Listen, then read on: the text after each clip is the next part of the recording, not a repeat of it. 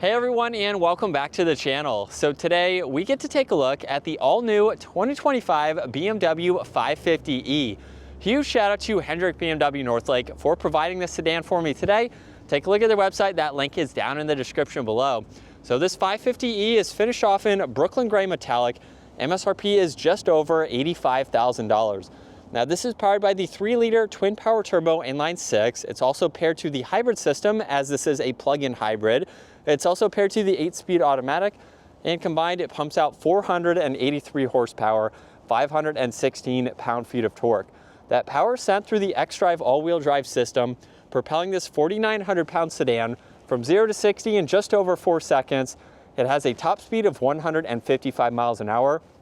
It also has a fuel capacity of 18 gallons, and this can also go around 33 miles on just the EV system alone, and it can charge in 2 to 3 hours with a fast charger. This also has a wheelbase of 117.9 inches. Its overall length is 199.2. It has a width of 74.8 and a height of 59.6 inches.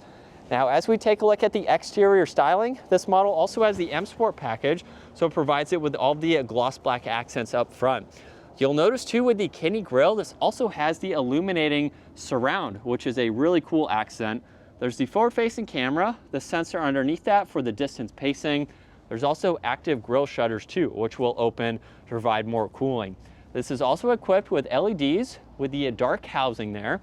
There's parking sensors up front, a lot more cutouts in that lower section, and then bulges that go off the top of that grille to the back of the hood there, which give it a really sporty look.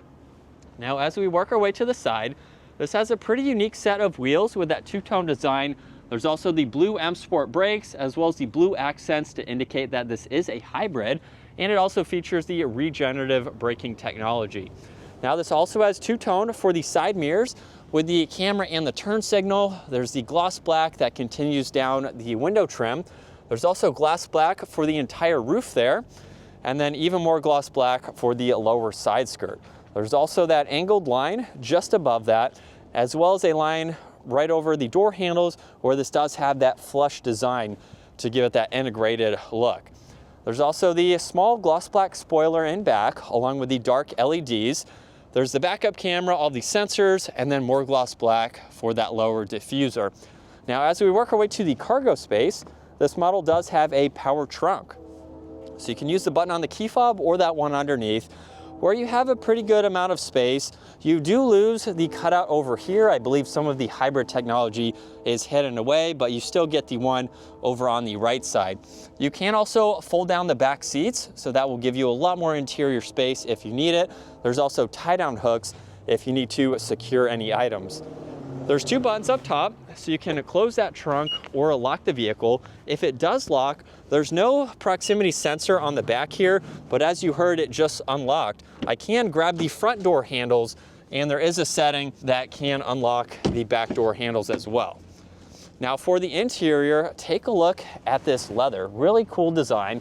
There's also brushed accents, Bowers & Wilkins for the speaker system, and then a little bit of storage down below. And then two-tone design for the seats. Now at 5'10", I have a good bit of space. There's no storage pockets behind the front seats, but you can attach tablets and charge them. You have air vents in the middle, more auxiliaries, a little bit of storage there. And at my height, I have about a ½ inch or so, even with a hat on here. So it's pretty roomy, what you would expect for a 5 Series. Now right in the middle, you have the armrest with cup holders. You can also fold down this middle seat individually if you would like to.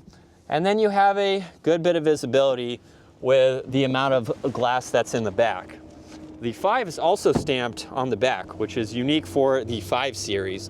Now up front, you'll notice that the door panel has this illuminating light here where you have some memory seating adjustments, more seating controls, lock and unlock.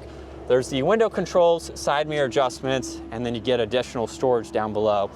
And then a unique design with the two-tone for the automatic front seats. And then once we hop in, we have the solid flat bottom design for the steering wheel.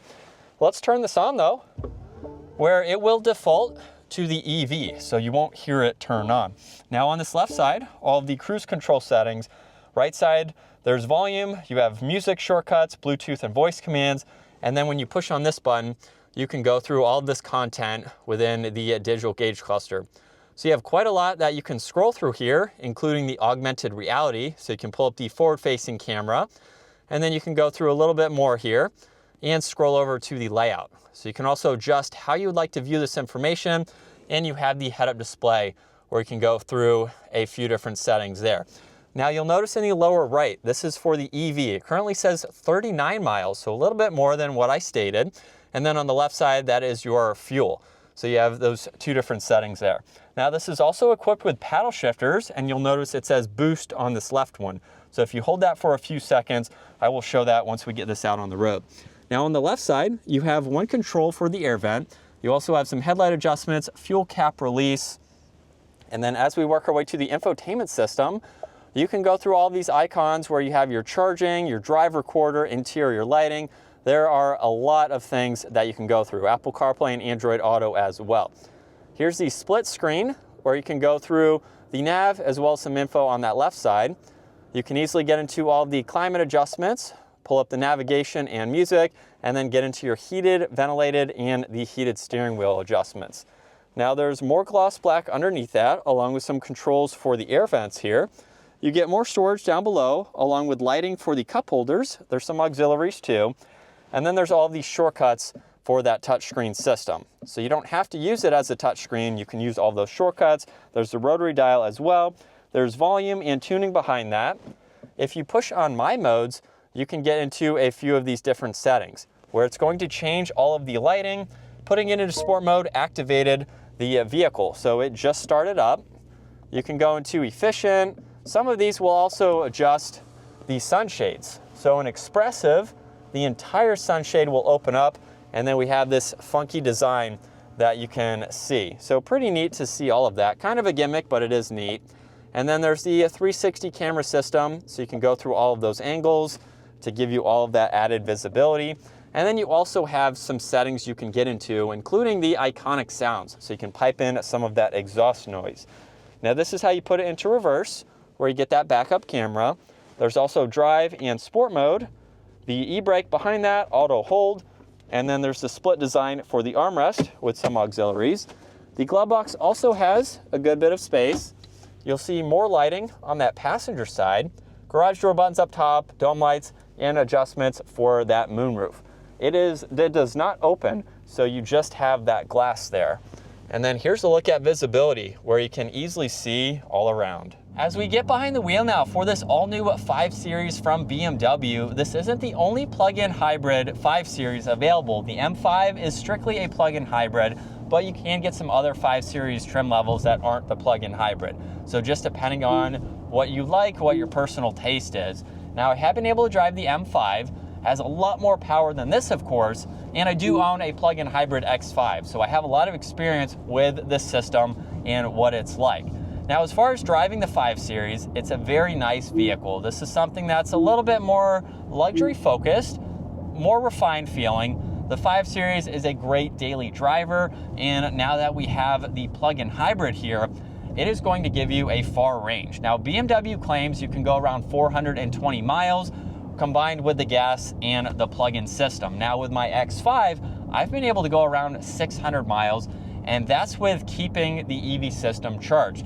Now you can charge this system while driving, but it's not going to do a full charge. So if you want to get the full charge, you do need to plug it in.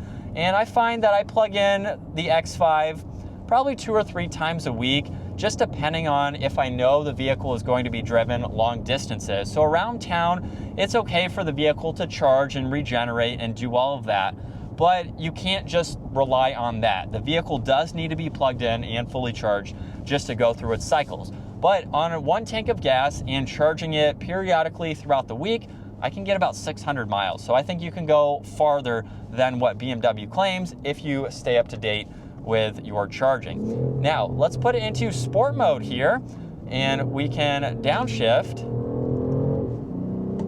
And even coming around this turn, we have a lot of weight, but it seems to handle it well. This isn't a sports version from BMW. It has some added weight to it, but it handles its weight well. This isn't a sports car or a sports sedan like the M5, even though that weighs a lot more than this.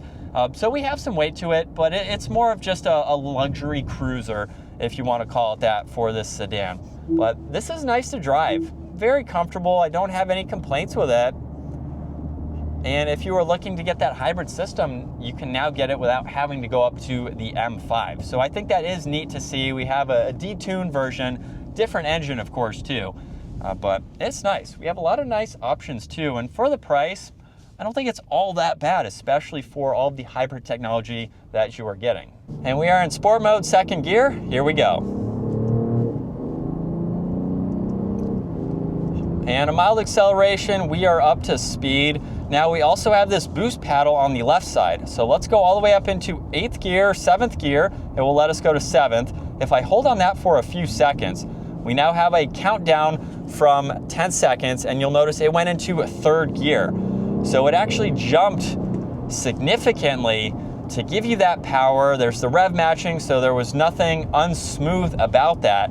So if you need to pass on the highway or something, you can drop 3 gears in order to get that power.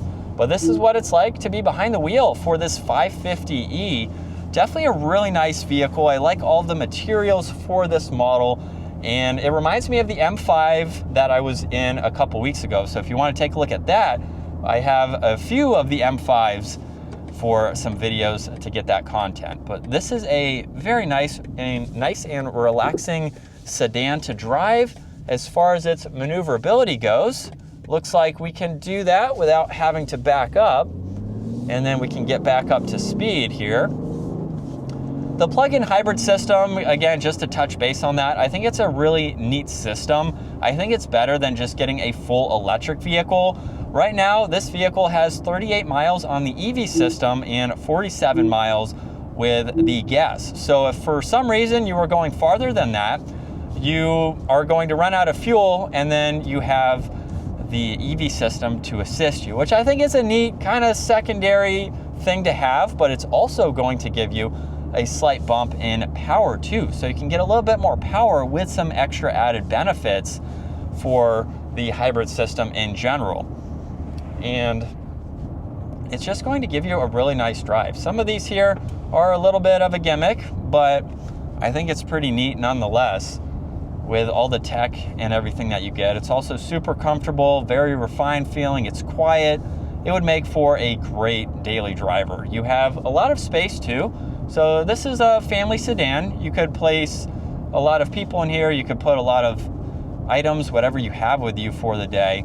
And it just gives you a great ride and a cool option if you are into the hybrid, the EV technology. But that's going to wrap it up for the 2025 550e. Once again, huge shout out to Hendrick BMW Northlake for providing this sedan for me today. Take a look at their website, give this video a huge thumbs up if you enjoyed it, and consider smashing that subscribe button so you can stay up to date with our daily uploads. I will see you all in the next video.